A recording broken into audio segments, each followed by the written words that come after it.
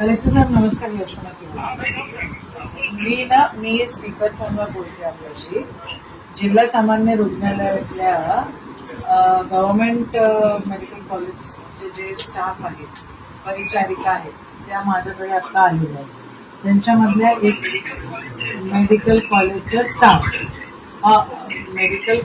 Staff म्हणजे medical कॉलेजच्या ज्या परिचारिका आहेत त्यांना सध्या आता तर त्यांना आता ड्युटी तिथे सीएसच्या तिथेच लावलेली आहे.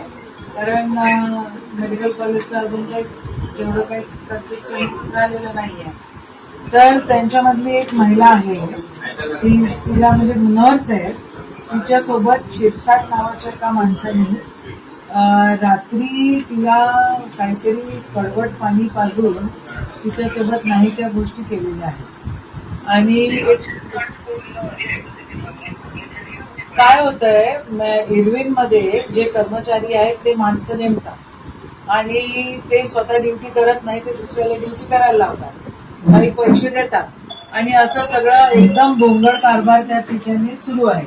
आणि विनोद पवारांना मी आता फोन लावला, ते पहिले डफरीनमध्ये होते, आता त्यांच्याजवळ सीएसचा चार्ज आलेला आहे असं मला कळलंय. पण it is going on very carelessly. असं होता कामा नाही. तर तर माझी एक विनंती आहे, या सगळ्या सिस्टर्स जे आहेत त्यांना तुम्हाला भेटायचं आहे. प्लीज त्यांचं ऐकून घ्या. त्या मुलीसोबत जे काय झालेलं आहे ते अतिशय घृणास्पद आहे. आणि इरविन हॉस्पिटल कमिशनरांशी पण बोला. ठीक आहे. आणि आता तुम्ही आहात, can I send them to you?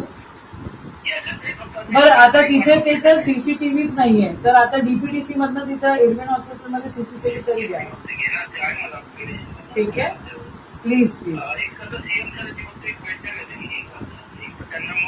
त्या तिथे येऊन थांबतील तुमच्या वेळ जे, पण त्यांना please give them a listening here.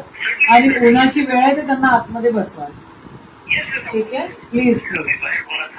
नाही, ओके, थँक्यू सो मच. तुम्ही जा कलेक्टर साहेबांच्या तिथे बसा, ते व्यवस्थित ऐकून घेतील आणि काय नाही झालं ऍक्शन होईल. जे झालं ते चुकीचं झालं बेटा, पण तू स्वतःला सुरक्षित कर. असं कसं ना, how can such things happen?